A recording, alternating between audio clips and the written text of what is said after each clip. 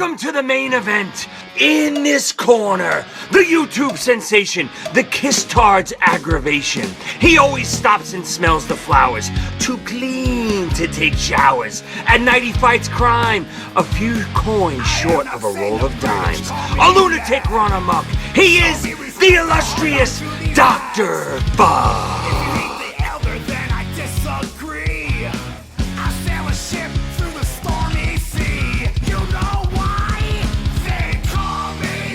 Smack-a-magob, everybody. Dr. Fuck here, fresh back from Nashville. Had a fucking blast in Nashville, and I almost didn't go, but thanks to one of my haters, he convinced me to go. I'm not mentioning your name because you're not worth it. You're not worth nothing. But I was in the Fort Lauderdale airport for 9 hours. Originally, it was delayed for 5 hours. Plane problems and such, and they kept alright, another hour, another 2 hours, and I was just furious. I wasn't in the best mood because I knew I was going to miss the pre-party by now, and I said, man, I'm so fucking sick of this shit. I swear, one more fucking delay, I'm going home because I couldn't take it anymore. And this person left a comment saying, yeah, I figured you'd pull this, because this person actually thought I was lying about the 9-hour delay, that I was making an excuse not to go to Nashville because I'd be afraid of facing. Number one, I didn't even know he was going. And, he said, but when he said, I said, oh, you figured I was going to do this? Why do you figure? And he said, just get here, bitch boy. And I said, when I saw that, I said, you know what? I don't care if there's 100 million more delays. I'm fucking going. Not that I was gonna fight the guy, because if he starts a fight with me, I'm not gonna hit him back. That's a stupid thing to do.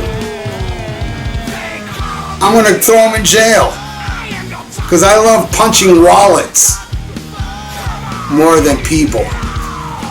So, after that, there was another delay, and I swear, if it wasn't for Mr. Machismo online tough guy, I would have went home. But no, thank you, because I had the best fucking weekend, man. It was so much fun, and if it wasn't for you, I would have went home. So thanks. And guess what happened when I got to Nashville? He didn't even go. He wasn't there.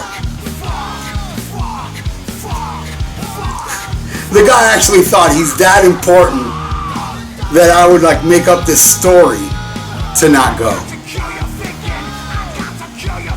Anyway, enough of him. I'm tired. Not worth talking about. This is somebody I never talk about. I just had to bring this up just to thank you. Thank you so much for inspiring me to go, and I'm glad I did.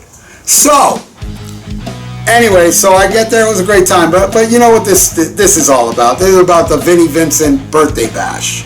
Now, as some of you may know, the Vinnie Vincent birthday bash was being held at the same hotel that the expo was being on, and it was actually the room right next to ours. But it turned out there was somebody at the expo that came up to me and said, hey Ralph, I spoke to the organizer here at the hotel, and he said that room was reserved for a birthday bash, but it ended up being a birthday bash for an elderly black woman. So obviously when I saw that, I figured it's canceled. He canceled it again without telling anybody. But he didn't cancel. Now, I got these reports from 3 different people, so it has to be accurate, and these 3 people don't know each other. Well, 2 of them do. The 3rd one did. And this is what I heard how it went down.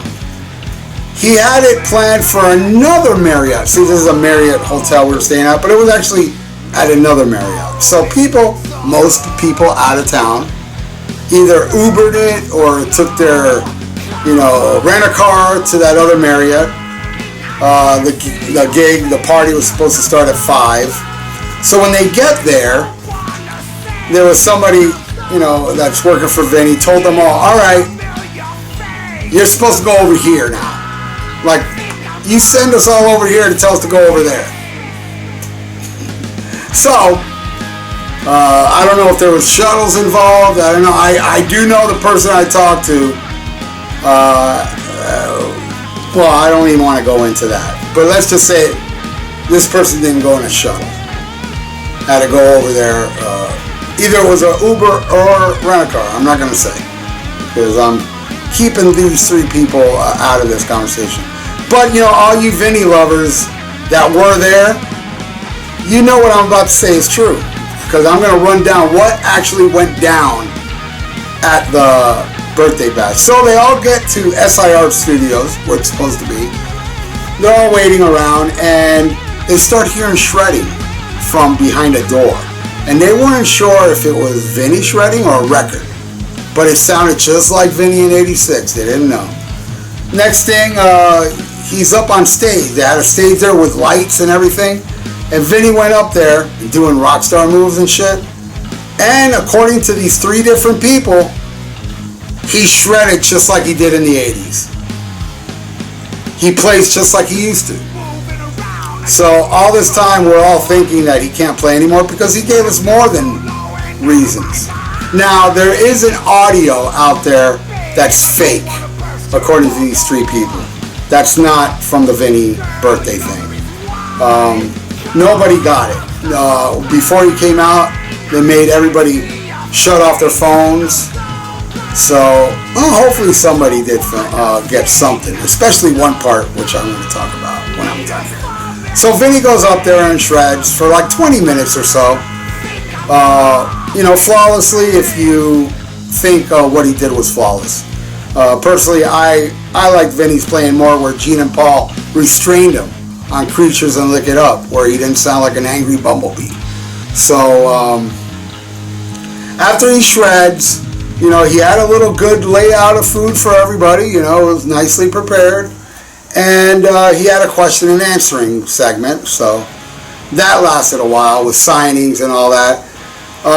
The show started at 7:30. The birthday started at 7:30. It didn't end till 1 a.m.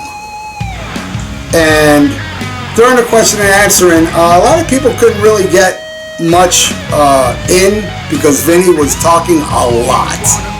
Now, get this. 7:30, 8, 9, 10, 11, 12, 1. You know, that's 6.5 hours. And in 6.5 hours in this room, I was told Vinny did not leave, not for a second, during all that time. How the fuck can you last that long without taking a piss?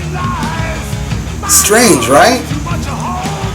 So then, you know, he also talked gibberish. I heard he was talking about sending a letter to Jackie O when JFK was assassinated, and going on and on about that.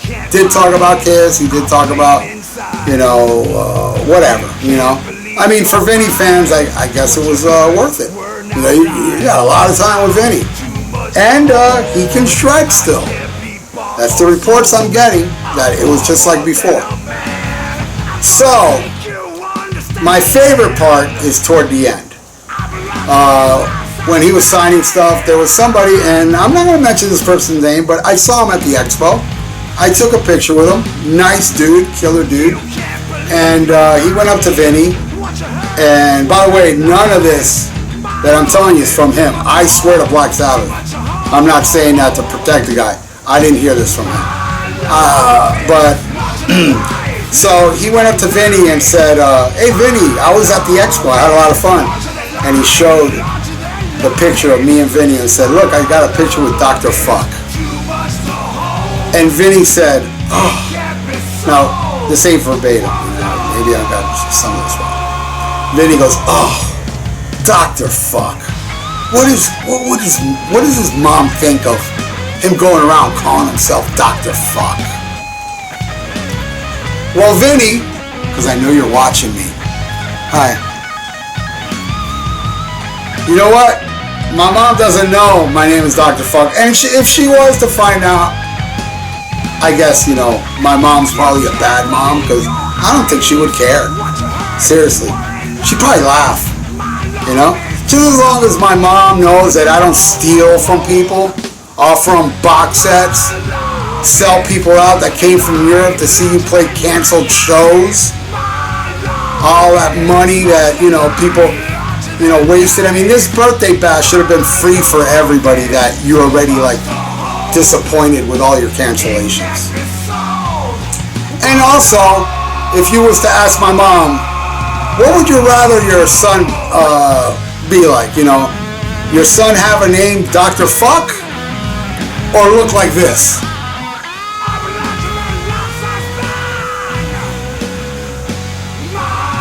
I know my mom say, Dr. Fuck. So, and I also want to reply, I heard somebody after, you know, all was said and done, he did his shredding.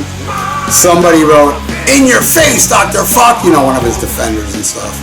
Now, if you know the history of my videos, it wasn't until the last video where I finally said, you know what, I don't think he can play. But before that, when everybody's saying, I don't think he can play, or I know he can't play, especially after the Miami thing, it did cross my mind, you know, but I said, look, I'm the type of person I got to see to believe it. But with all these cancellations and the Miami gig, finally I broke down and said, you know, I'm starting to believe you guys. I don't think this guy can play. Well, he can play. So this guy says, in your face, Dr. Fuck. In your face, dude. Anyway, that's it. That's my Vinnie Vincent story, the Vinnie Vincent report I got from 3 different people. And man, I really do hope they at least got the audio of him talking about me. What a killer soundbite that would be. Right? Alright, so, and Vinny, I know you're watching this. I still think you're a fucking scumbag, but hey, you know what? You finally came through. Oh, I also heard, there's another funny thing I also heard about this. That there was a part of the party where he brought out a drum machine and was explaining to everybody how drum machines are actually better than actual drummers. And he went into this whole thing, how, you know, drummers aren't as accurate and blah, blah, blah. I thought that was kind of funny. And I also heard, you know, from one of the 3 say to me, I can't picture Vinny playing like that with an actual band, you know, because it was all sporadic shredding and stuff. And, he doesn't know how it would work. So, there you go. Vinnie Vincent can last many, many hours without taking a piss. So I'm going to leave you with this. My friend Lee Gertzman, either you don't get him or you find him fucking hilarious. I'm the latter. There's a video he made talking about the Vinnie Vincent birthday bash. It may not make sense to many of you out there, and trust me, I feel the same way, but I love it. I love you, Lee. You're a fucking riot. Thanks everybody for watching. Schmack 'em a gob. When I go to the Vinnie Vincent birthday bash, I'm going to say my little tomato, my little tomato, my little tomato, my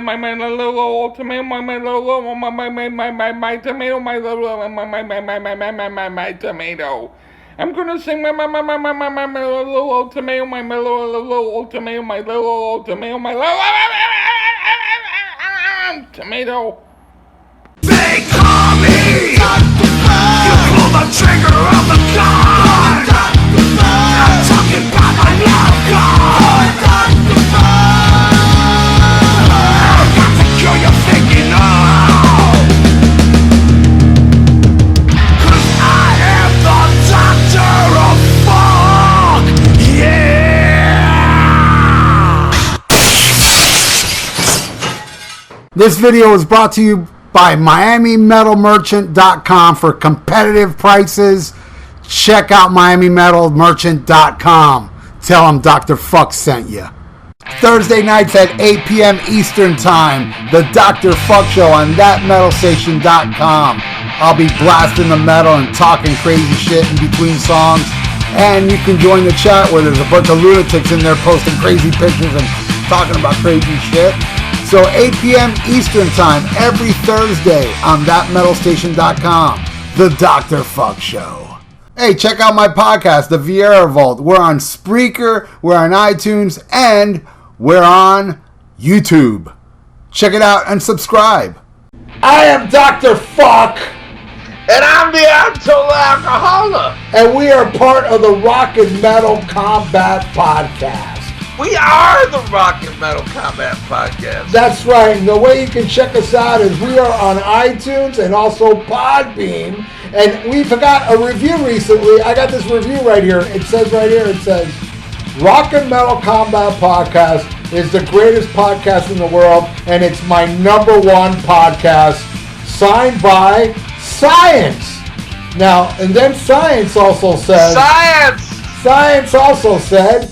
My second favorite podcast is It Doesn't Matter, the Rest Suck. Rock and Metal Combat Podcast on iTunes and Podbean. Check it out. Science!